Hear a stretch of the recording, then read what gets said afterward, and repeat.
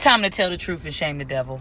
Keke Palmer was doing an interview where she basically said that when a man finds a broke woman, a woman without money, or a woman making less than him, nobody bats an eye. But when a successful woman finds a man who's making less or is broke per se, they always have something to say. People always have something to say about it. Let's be crystal clear. People are always going to have something to say about what you do. That's why I always choose the option of doing and saying whatever the I want. This is going to be a rant, so depending on who you are, sit back and grab your crack. You might be noticing that a lot of women will show disdain when a powerful and successful woman, chooses to date down. And you might think to yourself, a lot of people will say it's because they're single. It's because they don't have love. It's because they can't get a man. But there's a couple reasons why women as a collective are starting to share this sentiment, right? One reason being that more and more women are waking up and realizing that this whole soft life, a man's gonna come into your life and you're not gonna have to work at all and you're not gonna have to lift a finger. All you have to do is be pretty, smell good,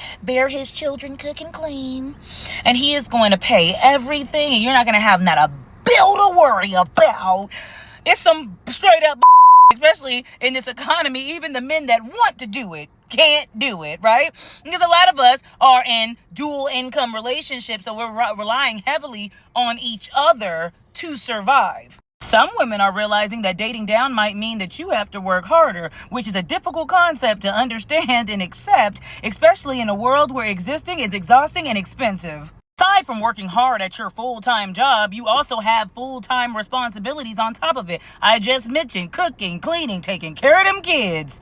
Perfect world, none of that matters. You're driving around and you see a beauty at a bus stop. Man, that man is fine as hell. He only has one pair of shoes, but it doesn't matter because he loves and respects you and won't cheat and won't ruin your credit or do anything bad to you. But we do not live in a perfect world.